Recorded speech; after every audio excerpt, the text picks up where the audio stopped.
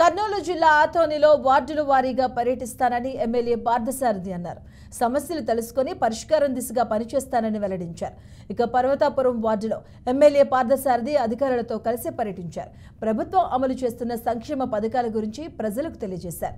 వార్డులో ఏ సమస్య ఉన్నా నేరుగా తన దగ్గరకు వచ్చి చెప్పవచ్చని తెలిపారు. ప్రజలు తమ వద్దకు రాని పక్షంలో తానే ప్రతి 3 నెలలకు ఒకసారి వస్తానని హామీ ఇచ్చారు.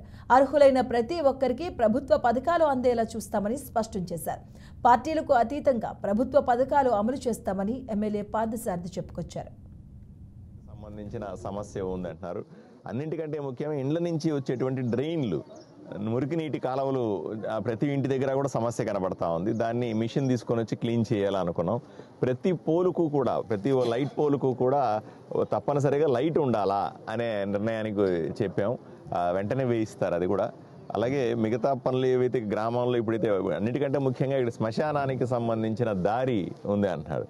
శ్మశానానికి సంబంధించిన దారిని పక్కన చూస్తే